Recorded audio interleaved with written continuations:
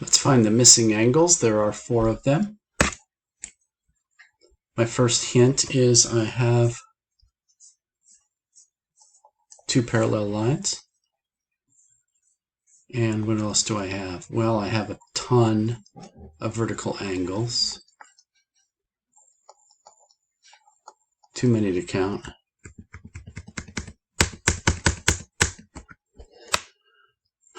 Where should we begin?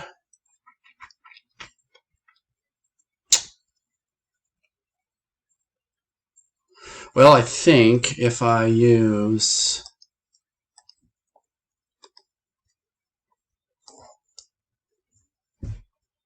that linear relationship and find this angle, then I can use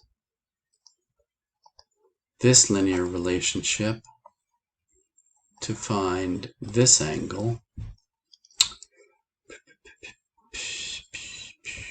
I know this one will be the supplement of that.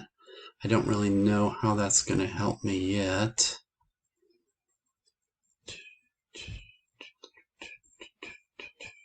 Aha!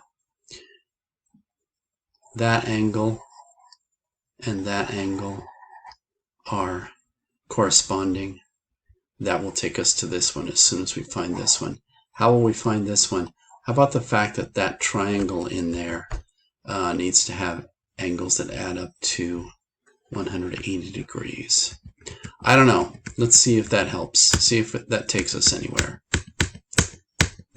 All right, so this guy up here, who I'm going to call X, when I take him and add him to 25 and 83, I have 180. They form a line, so they are supplementary, the 3 of them together.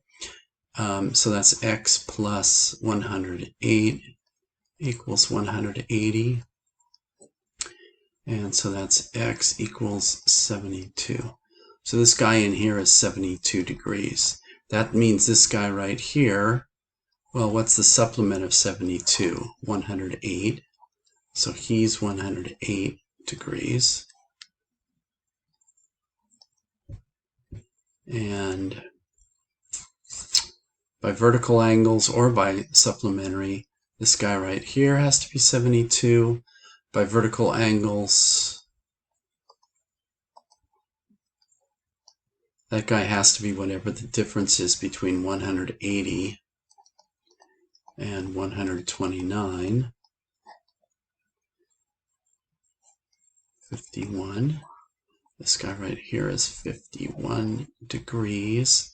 That means that angle right there, which I'm going to label theta, has to be, according to the triangle angle sum theorem, has to be related to those other 2 angles inside the triangle, like that. Theta plus 123 equals 180, and so theta equals 47, is that right? 57.